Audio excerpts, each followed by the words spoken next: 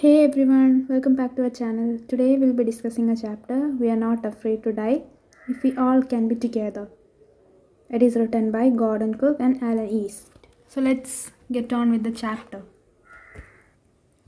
In July 1976, my wife Mary, son Jonathan, 6, daughter Suzanne, 7, and I set sail from Plymouth, England to duplicate the round the world voyage made 200 years earlier by Captain James Cook.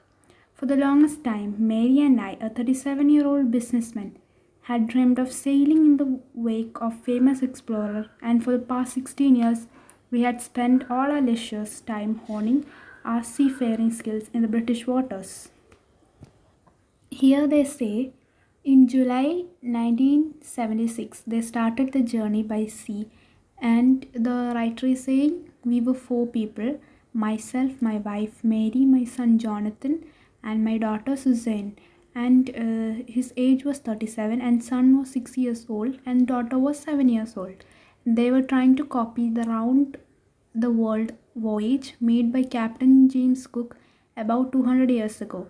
They started their journey from Plymouth in England, and he is a businessman. For a long time, me and my wife had a dream. We wanted to do the same voyage as earlier completed by the famous traveler James Cook. We had spent all our free time improving our skills to travel by seas. We were doing in practice sea areas of the Britain since last 16 years. Our boat, Wavewalker, a 23-meter, 30-ton wooden hulled beauty, had been professionally built, and we had spent months fitting it out and testing it in the roughest weather we could find.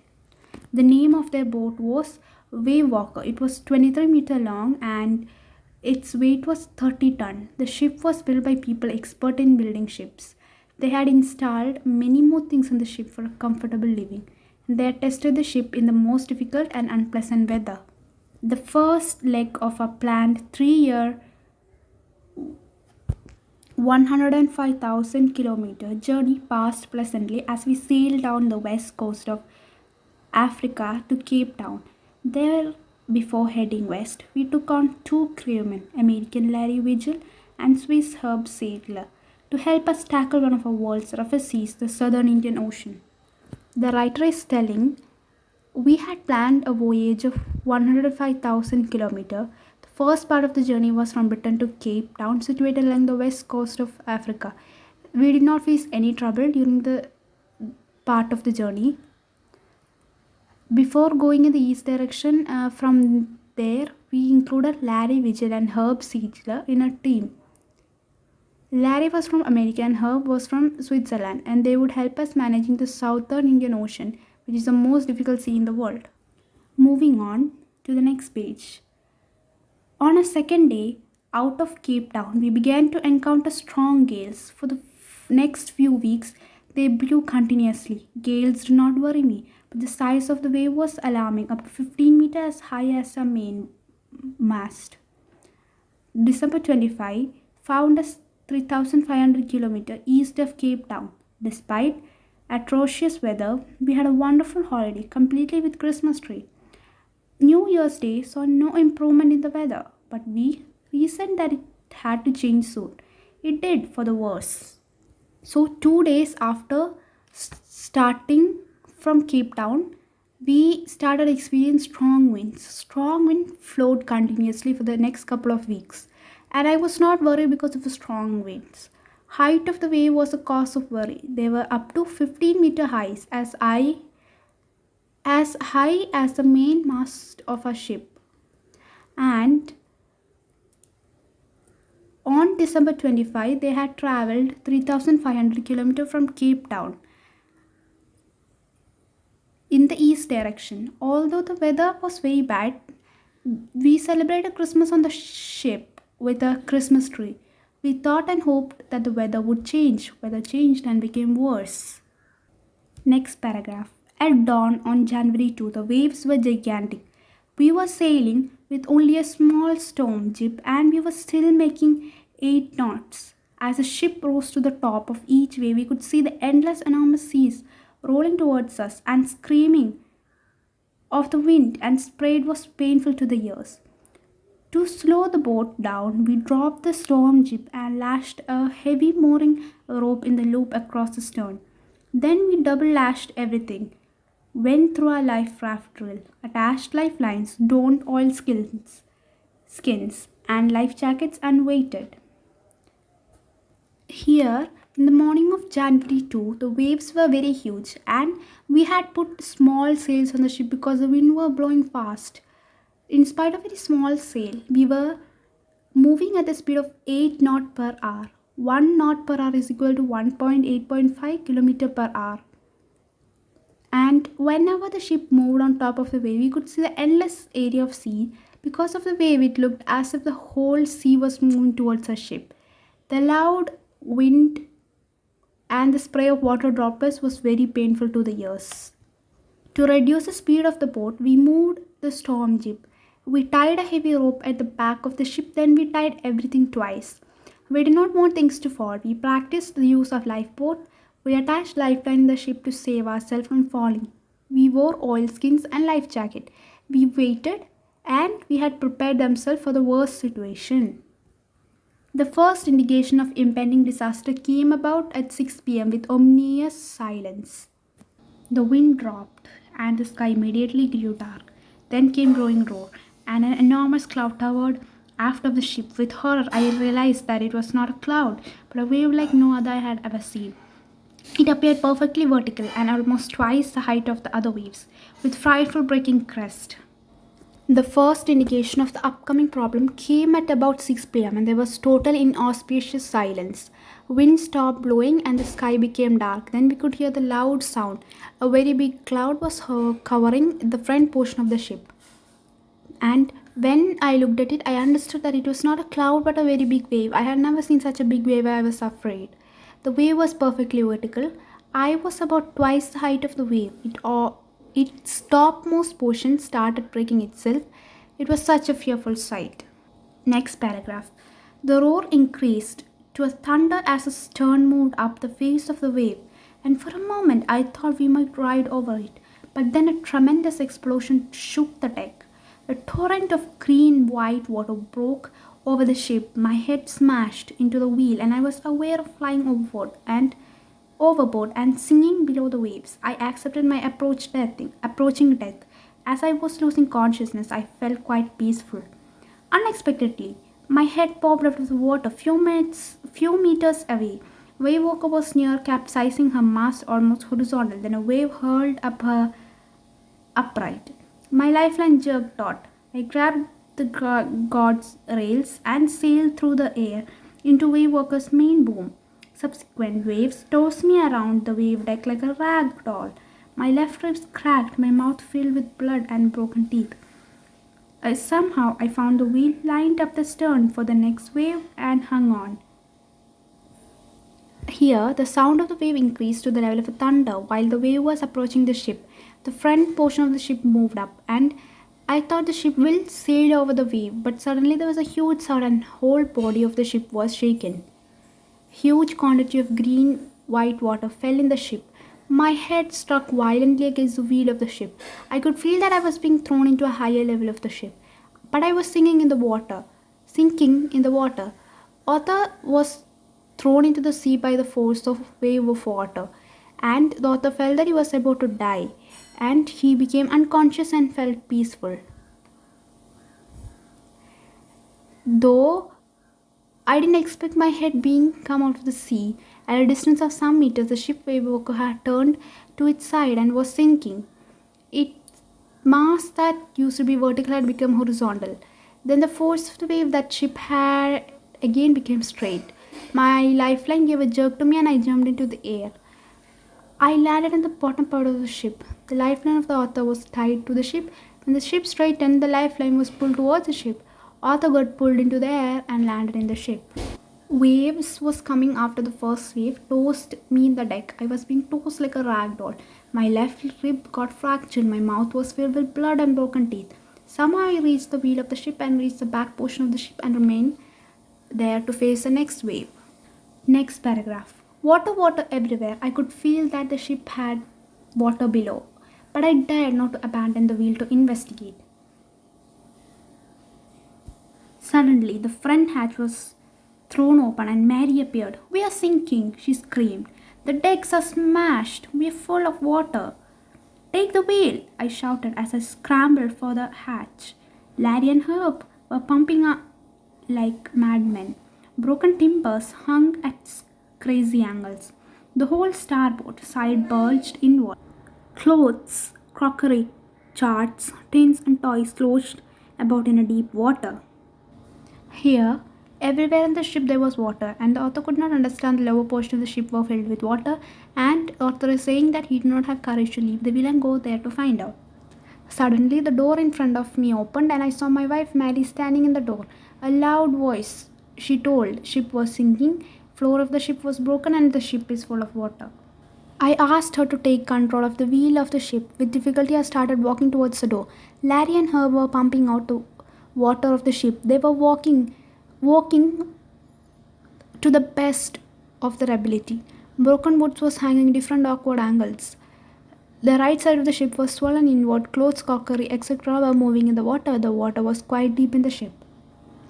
Moving on to the next paragraph, half swam, half crawled into the children's cabin. "Are you all right?" I asked. "Yes," they answered from an upper bunk. "But my heart hurts a bit," said Sue, pointing to a big bump over her eyes. I had no time to worry about the bumped heads. After finding a hammer, screws, canvas, I struggled back on the deck. With the starboard side bashed open, we were taking water with each wave that broke over us. I couldn't make some repair, but we would surely sink. I was swimming as well as crawling in the ship.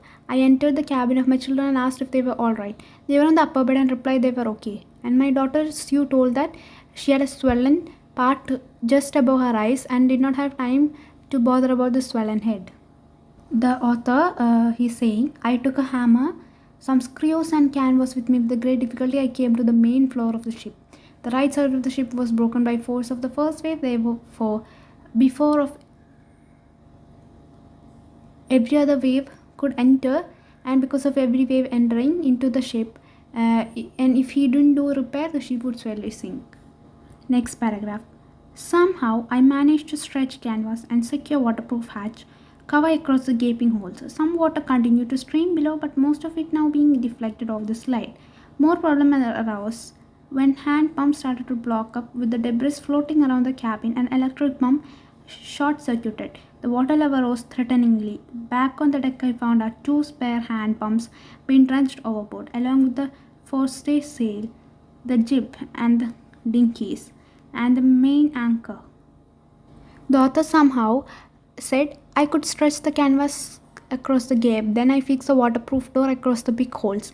Somehow I could stretch the canvas across gap. Then I fixed the waterproof door across the big holes. Some water still continued to go through the lower level of the ship, but most of the water that came on the floor was now going outside of the ship. Our problems increased when hand pumps got choked due to various material floating in water. Electric pump developed fault, so we could not be operated. The water on the ship started rising alarmingly. When I came back to the floor of the ship, I found out two extra pumps had been thrown up there by the wave. Some other material like sail jib boats were also lying there. Next paragraph. Then I remembered we had another electric pump under the chart room floor. I connected it to outpipe and was thankful to find it worked. The writer said he recalled. I recall that we had one more electrical pump under the floor of our chart room. I connected that pump to a pipe to pump the water out of the ship. Thankfully, that pump was working. The nights dragged on with an endless, bitterly cold routine of pumping, steering, and working the radio. We were getting no replies to our mayday calls, which was not surprising in the remote corner of the world. Throughout the night, we followed the routine of pumping water, directing the ship in a right way, and giving signal to wireless radio. Night appeared to be a long night. We did not get any response to emergency calls through the wireless radio. We were not surprised because we were in a remote part of the world. Sue's head had swollen alarmingly. She had two enormous black eyes, and now she showed us a deep cut on her arm. When I asked her why she hadn't made more of injuries before, she replied, "I didn't want you to worry when you were trying to save us all." Swelling on her head or on the head of Sue had become cause of worry. Her eyes looks very big now, and she told us that she had a cut on her arm, and she wondered. No, her father wondered why she didn't tell them anything about the injuries, but she simply replied that she did not want to bother them because they were trying to save the life of all. Next paragraph. By morning on January 3, the pumps had the water level sufficiently under control for us to take 2 hours rest in rotation. Here, by the morning of 3rd January, good quantity of water had been pumped out of the ship and it was under control. So one by one we took rest hours. Next paragraph. But we still had a tremendous leak. Somewhere below the waterline, on checking, I found nearly all the boat's main rib frames were smashed down to keel. Every now and then there was a huge amount of leakage of water into the ship from below the level of water, and I found out that main frame of the ship was broken up to the bottommost portion of the ship. Moving to the next line. In fact, there was nothing holding up a whole section of the skateboard hull except a few cupboard partitions. We had survived for 15 hours since the wave hit, but the wave walker couldn't hold together long enough for us to reach Australia. I checked our charts and calculated there were 2 small islands a few hundred kilometers to the east. Actually, everything was broken, at least to some extent in the right side of the ship, but only some partitions of the cupboard made on the body of the ship were not broken. The ship had not sunk during the 15 hours after the first wave had hit the ship, and thus we were all alive. I knew that the ship wave walker will break or sink before he could reach Australia. I checked maps, calculated the couple of hundred kilometers from where 2 islands. They were in the east direction. Next line. One of them, Isle Amsterdam, was a French scientific base. Only our hope was to reach the pinpricks in the vast ocean. But unless the wind and the seas abated, so we could hoist sail, our chance would be slim indeed. And the great wave had put auxiliary engine out of action. Here, name one of the island was Isle Amsterdam. On the France island had established the study of entire science. Our hope for survival depended upon reaching the small islands in the huge ocean. But we will not be able to raise our sail until the wind reduces and the sea became calm. Our extra engines were damaged by the great big wave that hit our ships without raising the sail. Our chance of reaching the island was very low. Moving to the next paragraph. On January 4, after 36 hours of continuous pumping, we reached the last few centimeters of water. Now we had only to keep a place with the water still coming in. We could not set any sail on the main mast. Pressure on the rigging would simply pull the damaged section of the hull apart. So we hoisted the storm jib and headed for where I thought 2 islands were. Mary found some corned beef and cracker biscuits. We ate our first meal in almost 2 days. But our respite was short-lived. 4 p.m., blackouts began building up behind us.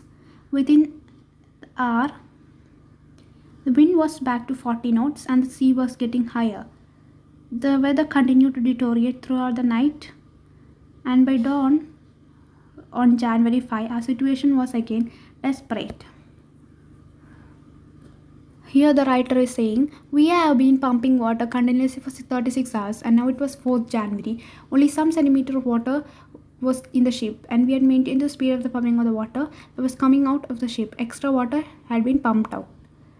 Due to high speed of the wind and we could not install sail on the main mast because this would have put a lot of pressure on the rope that tie sail with the outer body of the ship. Such pressure would have broken out outer body of the ship. So we raised a storm jib. I thought that we had started moving in the direction of 2 islands. And my wife, Mary, found salted meal and some baked bread. So they ate our first food after about 2 days. But the relief was for a short period of time. At 4 p.m., blackout started coming behind the ships. Within 1 hour, the wind was again blowing at the speed of the 40 knots and the wave was become bigger and bigger. The weather continued to be bad during the night. By the next morning, our condition was again becoming miserable. Next paragraph. When I went in to comfort the children, John asked, Daddy, are we going to die? I tried to assure him that we could make it. But Daddy, we went on, we aren't afraid of dying if we all can be together. You, Mummy, Sue, and I. I couldn't find no words with which to respond, but I left the children's cabin determined to fight the sea with everything I had. To protect the weakened starboard side, I decided to heave to the undamaged port hull facing oncoming wave. Using an improvised sea anchor of heavy nylon rope and two 22-liter plastic barrels of paraffin. That evening, Mary and I sat together holding hands as the motion of the ship brought more and more water through the broken planks. We both felt the end was near. But Wave Walker rode after the storm, morning of the January 6th. With wind easing, I tried to get a reading on the sextant. Back in the chart room, I worked on the wind speed, changing the course drift current in an effort to calculate a position. The best I could determine was that we were somewhere 105,000 kilometers of ocean looking forward 65-kilometer wide island. While I was thinking, Sue, moving painfully, joined me. The left side of her head was now very swollen. Her blackened eyes narrowed into slits. She gave me a card and made one. On the front, she had drawn caricatures of Mary and me with the words, "Here are some funny people. Did they make you laugh?" I laughed a lot as well. Inside was a message. "Oh, how I love you both." The card was to say thank you and let's hope for the best. Somehow we had to make it. I checked and rechecked my calculations. We had lost our main compass and I was using a spare which was not being corrected for a magnetic variation. I made an allowance for this and another estimate of the influence of the westerly current which flowed through this part of the Indian Ocean. About 2 p.m. I went up on the deck and asked Larry to steer a course of 185 degrees. If we were lucky, I told him with a conviction I do not feel.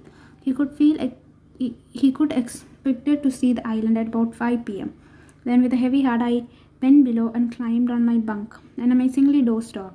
When I woke it was 6 p.m. and growing dark. I knew we must have missed the island with the sail we had left. We couldn't hope to beat back into the westerly wind. At that moment a tousled head appeared on my bank.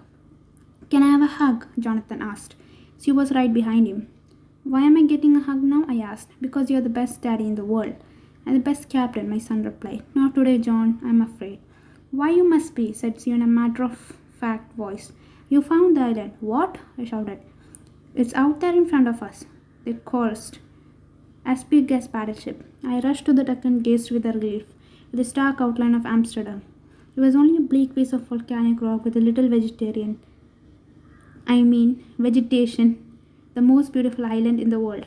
We anchored offshore for the night, and the next morning all 28 inhabitants of the island cheered us as they helped us ashore. With the land under my feet again, my thoughts were full of Rye and Herbal, cheerful, optimistic under all distress, and of Mary who stayed at the wheel for all the crucial hours. Most of all, I thought of a 7-year-old girl who did not want us to worry about a head injury, subsequently, which took 6 minor operations to remove recurring blood clots between skin and skull, and a 6-year-old boy who was not afraid to die.